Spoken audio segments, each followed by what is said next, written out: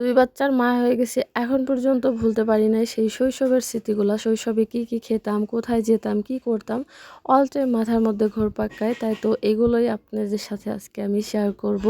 Hello everyone, আসসালামু আলাইকুম। আশা করি আমার ছোট্ট এই মিনি ব্লগটা আপনারা দেখবেন।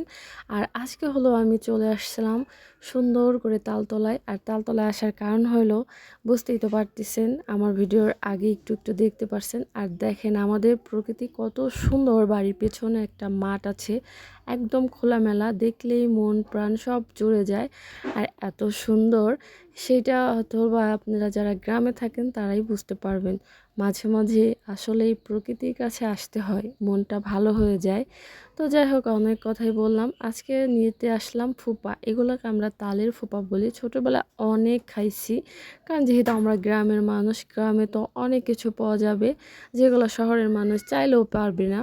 তো এই তো আমি এক বালতি নিয়ে আসছি, কারণ আমার ছেলে মেয়েকেও খাওয়াবো, তারাও যেন শৈশবে এইসব খেতে পারে আর বড় হলে বলতে পারে যে না, আমরা ওইগুলো খাইছি। তো এই তালের ফুফাগুলোকে আমি নিজে হাতে কাটছি আর পরিষ্কার করে ধুয়ে এখন চিনি দিয়ে এগুলাকে সুন্দর করে মাখাবো।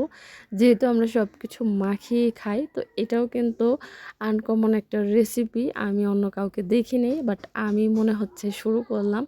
তো খেতে কিন্তু অনেক মজা হয়েছে, মিষ্টি মিষ্টি হয়েছে। আর বাচ্চারা তো খুবই পছন্দ করছে, তাদের কাছে খুব ভালো লাগছে। তো আমার বাচ্চার জন্য স্পেশালি এটা করা, যে আমার নিজের আইডিয়া থেকে কি করে মানে ওদের ভালো লাগবে।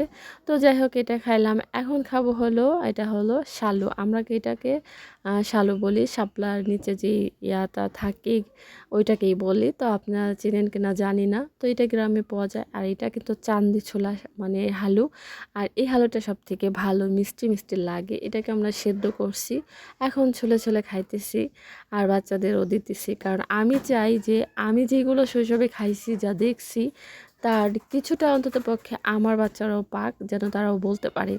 এখানে আমার মা অনেকগুলো মরিচ ভাজতেছিল, যদিও আমাদের রান্নাঘরটা সবাই স্কিপ করে যাবেন, এটা একদম ভেঙে চিড়ে গেছে, আমরা এটা সারতে হবে। তো যাই হোক, ওটা কোনো বিষয় না, থাকতেই পারে গ্রামে এরকম পরিবেশ।